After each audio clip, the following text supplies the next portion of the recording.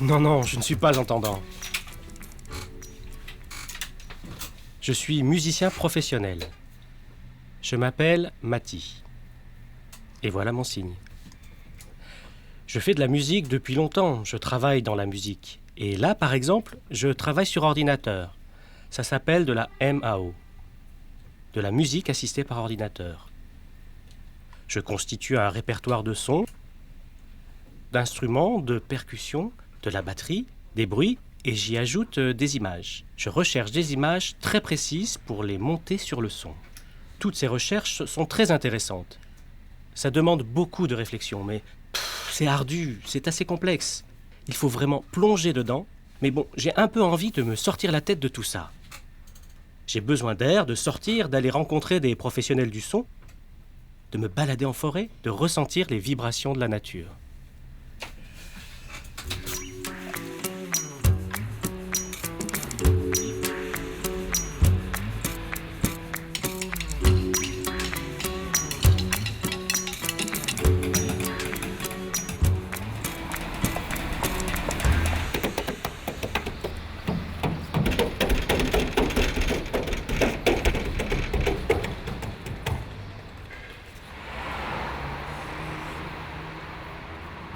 Nous sommes ici au milieu des bruits de la rue. La rue et ses lampadaires, ses poteaux en fer, ses pylônes, les voitures, la circulation, toutes ces grilles métalliques autour des parcs. Tous ces matériaux, ça m'intéresse. Je suis curieux de savoir quels sons ils ont, quel bruit ils font, si c'est aigu ou grave. Alors je teste, je tapote partout pour savoir.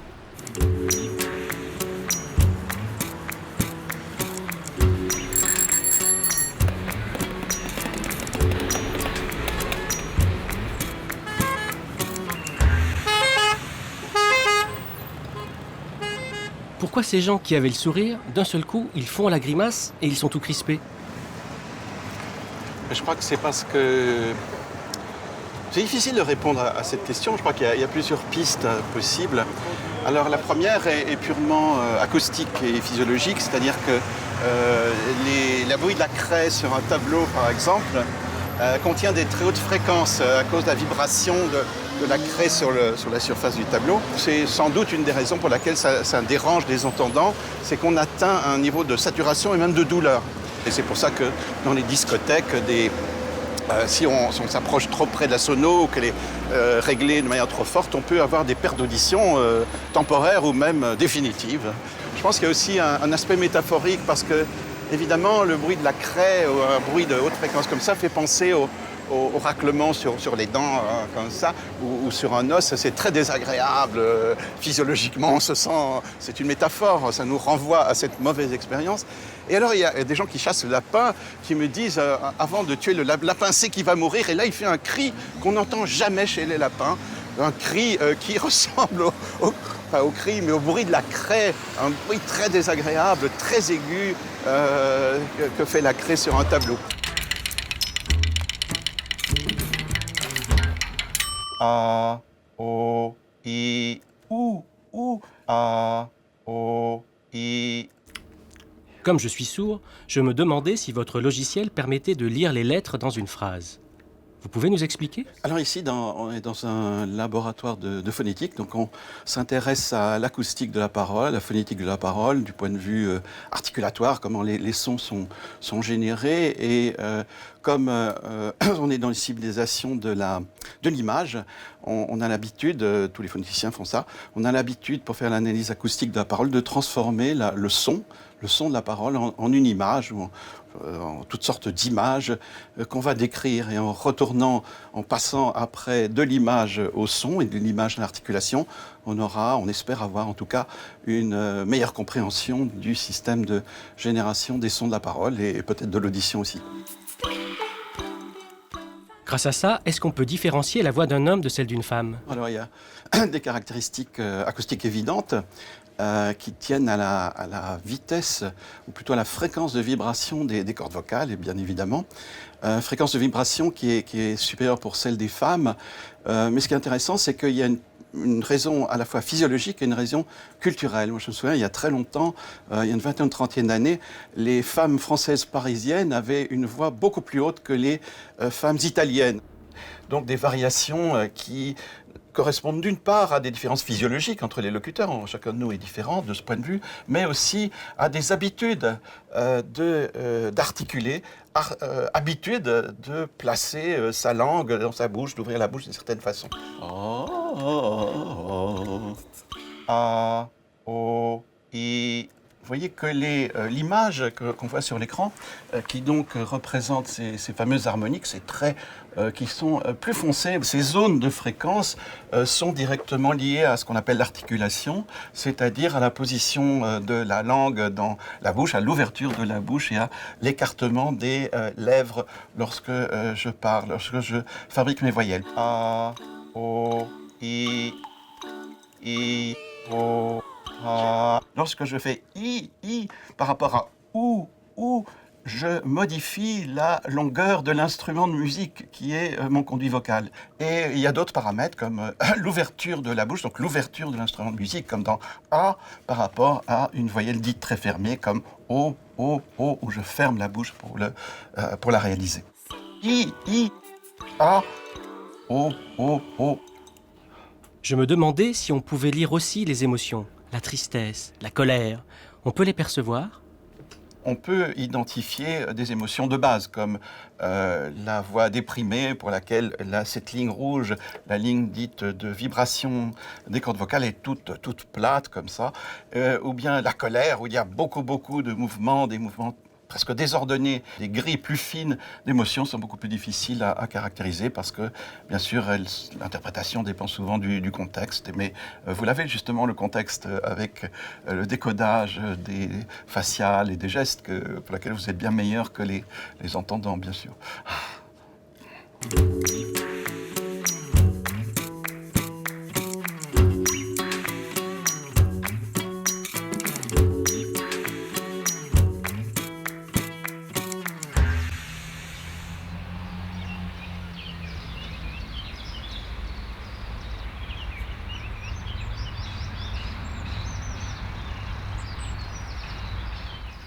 Là, ces arbres majestueux qui ondulent, c'est comme un rythme très doux. Ça m'inspire, c'est comme du piano, du violon. Je ressens ça comme une mélodie, ces arbres qui bougent dans le vent. C'est différent du son, je perçois des images rythmées par un mouvement. C'est doux.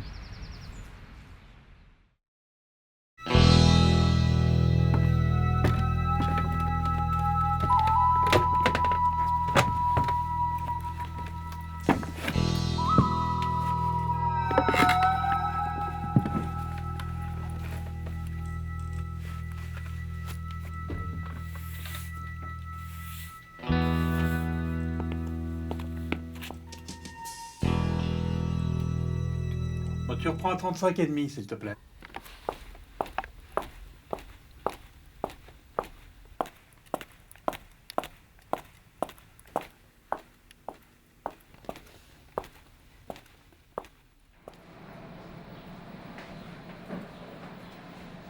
Nous sommes ici dans un studio son où se déroule une séance de bruitage pour un film. Et nous allons rencontrer un bruiteur célèbre. Il bruite plein de sons. Les pas, les animaux, les vaches, les chevaux, les chaussures, les sonnettes, etc. J'ai envie de voir comment ça se passe. Venez.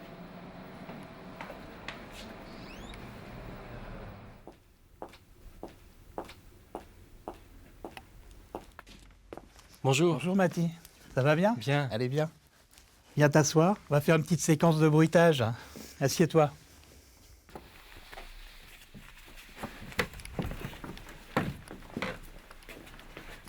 Vas-y, envoie.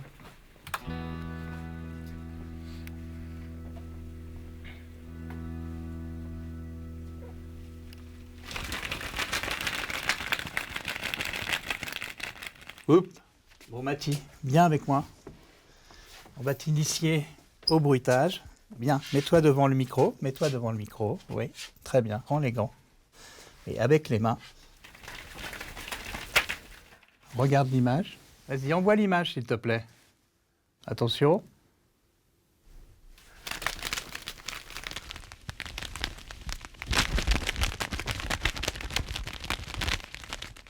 Parfait. Coupe. Très bien. Super. Formidable. Vous voulez bien vous présenter? Alors, je m'appelle Jean-Pierre Lelong. Je suis issu d'une famille de cinéastes. Mon père était ingénieur du son mixeur et ma mère était la monteuse de Jean Delannoy. Voilà, donc j'ai bercé très jeune dans le cinéma et ça fait 35 ans que je suis dans ce métier. Vous êtes une célébrité dans le monde du cinéma. Et je crois même que vous avez reçu des prix aux États-Unis? Oui, j'ai reçu quelques prix, quelques Oscars aux États-Unis, notamment pour des James Bond, pour L'Amant de Jean-Jacques Hano, Amélie de Jean-Pierre Jeunet et La Cité des Enfants Perdus. Et dernièrement, le Grand Prix des industries techniques en France. Voilà. Quelle idée vous auriez pour bruiter la mer, par exemple? Quel objet vous utiliseriez? Moi, je m'occupe de ce qui est physique dans les films. Les pas, les portes, les fenêtres, les bagarres, les coups de poing, les sabots de chevaux, les choses comme ça. Mais tout ce qui est ambiance sonore, c'est donc monté par des monteurs son. Comment vous faites pour trouver l'objet qui va rendre le bruit recherché? Vous pouvez m'expliquer? Déjà, je suis très inspiré par ce qui se passe dans l'image. Donc, je dissèque l'image vraiment dans tous les sens. Et je me pose toujours des questions en me demandant, voilà, si je n'avais pas l'objet, avec quoi je pourrais éventuellement le faire. Donc, quelque part, voilà, je suis toujours en recherche d'objets inconnus qui pourraient tout d'un coup imiter des vrais objets dans la vie, même si je ne les ai pas dans la main. J'ai à peu près 400 kilos de matériel quand je bruite un film, qui sont accumulés dans une dizaine de valises.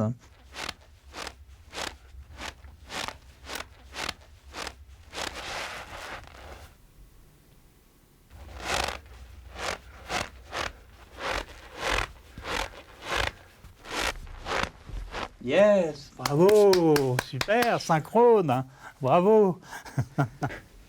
Ici, il y a plein d'objets qui m'intriguent. Par exemple, celui-là, c'est quoi? Alors ça, c'est donc un moulinet pour aller à la pêche, mais moi je m'en sers en fait pour ouvrir des coffres-forts dans les films. Attendez, c'est moi qui l'ouvre.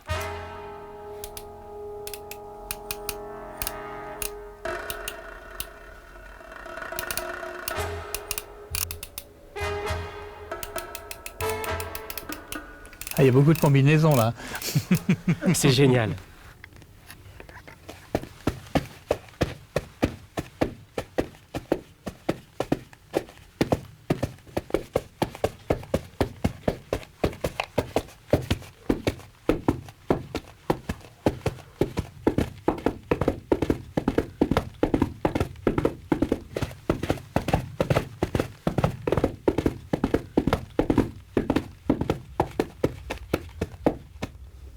Coupe.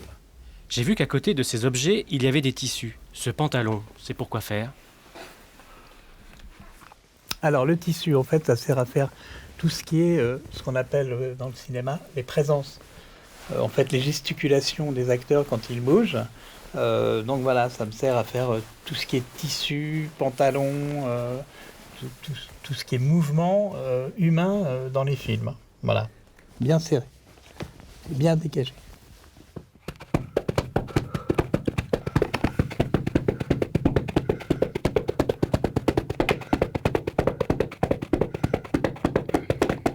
Coupe. Ah là, c'est dur, là. Hein. C'est dur, hein. C'est un peu plus difficile. Waouh, là, quand même, trop fort. pour le synchronisme. OK.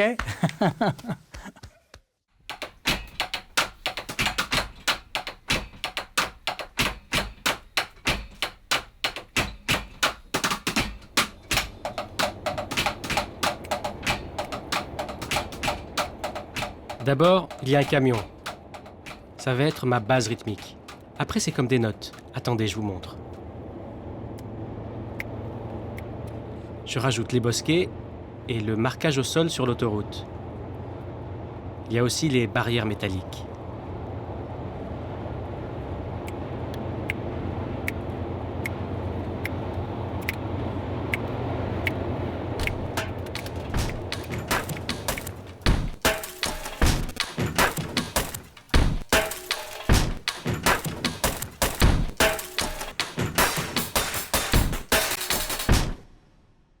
2, 3, là.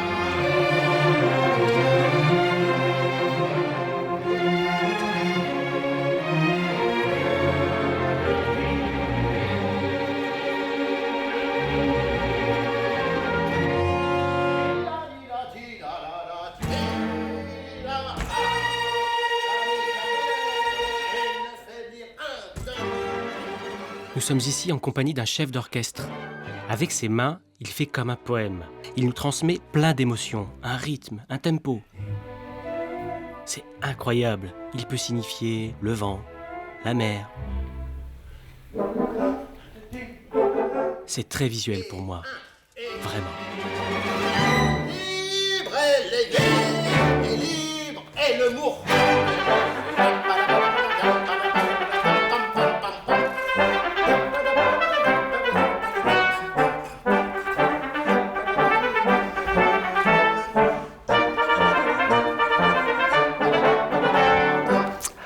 La gestuelle du chef d'orchestre, c'est comme une langue. Oui, il y a un sens à sa geste. Par exemple, je suis comme ça. Vous voyez, chaque musicien attend le chef d'orchestre.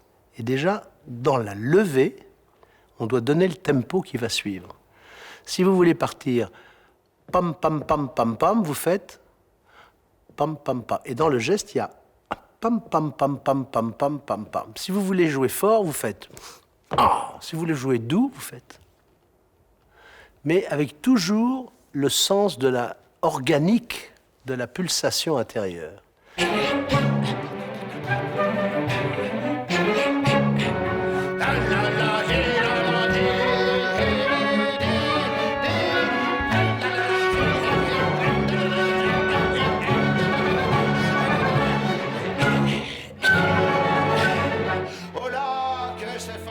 La main gauche du chef d'orchestre, c'est le cœur. Donc vous donnez les nuances. Voilà. Et la main droite, c'est le code de la route. C'est le repère des musiciens qui suivent rythmiquement. Ils jouent leur musique, mais ils ont toujours un petit œil vers le chef d'orchestre.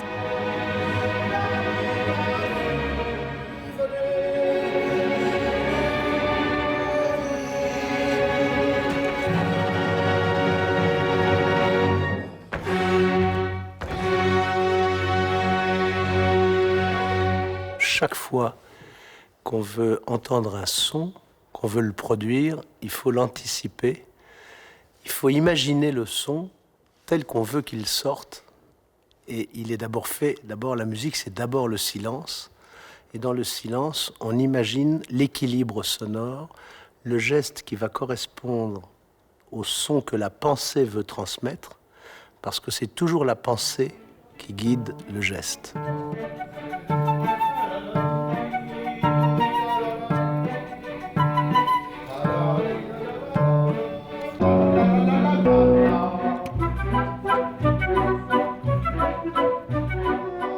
Et maintenant, tu bouquines ou c'est ta pause cigarette? Non, rien de tout ça. La musique, c'est la traduction la plus poétique de la vie, avec ses joies, ses souffrances, ses drames, ses espérances. Et chaque musicien doit avoir une pensée du son.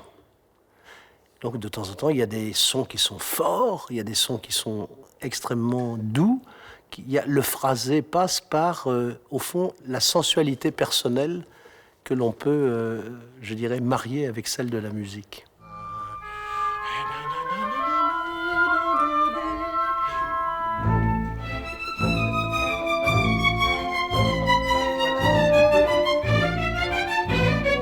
C'est mieux. Voilà, avec une petite indolence. Et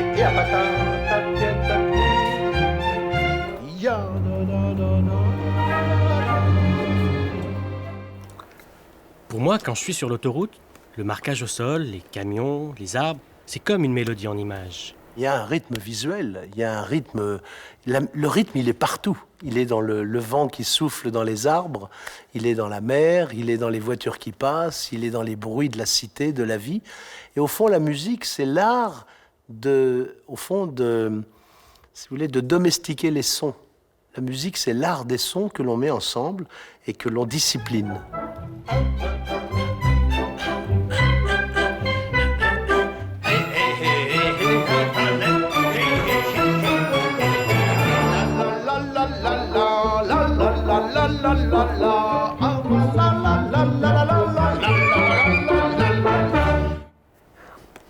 Est-il possible d'associer des couleurs à la musique ? Il y a des couleurs musicales, par exemple les cuivres. Les cuivres, moi j'entends des couleurs plutôt rouge vif ou jaune vif. Et j'entends chez les instruments qui jouent doucement, les violons, quand il y a des pianos, j'entends des couleurs pastel. Je vois des couleurs. Mais l'essentiel, c'est de trouver l'équilibre de ces couleurs.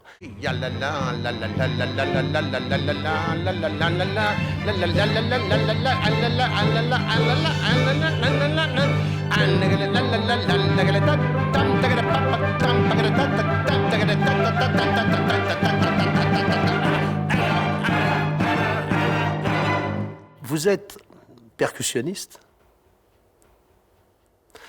et la percussion, le rythme, c'est la première, je dirais, donnée, la première dominante pour un musicien. C'est d'abord le rythme. Savoir d'où on part, par où on va, par où on passe. Dans quel tempo. Quand on parle sur un certain rythme. Quand on marche avec son propre rythme. Et ça n'est pas maniéré, ça n'est pas artificiel. Chaque geste musical doit être le fruit d'une conception qui a été réfléchie, qui a été analysée, et dont le fruit doit être la liberté.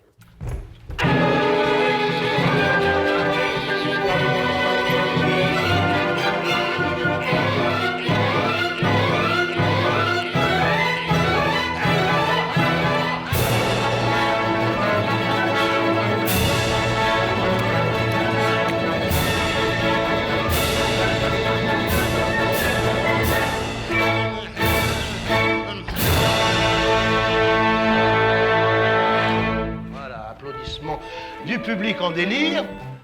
Le chef-d'œuvre dort et il faut lui donner la vie. Et vous lui donnez la vie par les musiciens qui eux-mêmes sont sous la conduite du chef d'orchestre.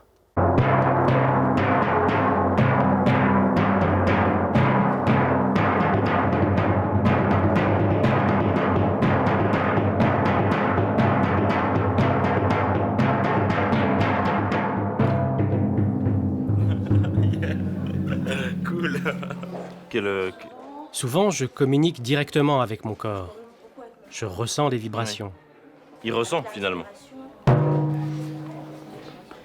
Même si je ne regarde pas, je la ressens. C'est comme si elle m'appelait.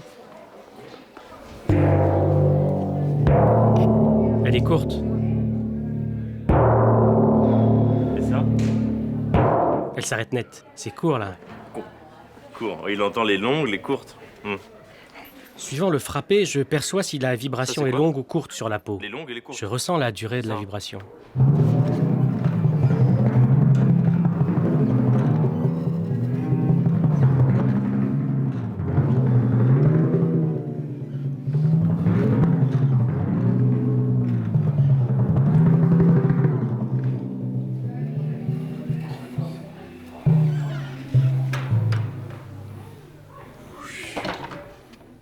Si vous voulez une mer qui ondule, je peux faire ça. Et si une mer agitée, je peux faire ça. Et si je veux une mer calme, je fais ça. Avec la mer qui arrive et qui repart, le sac et le ressac.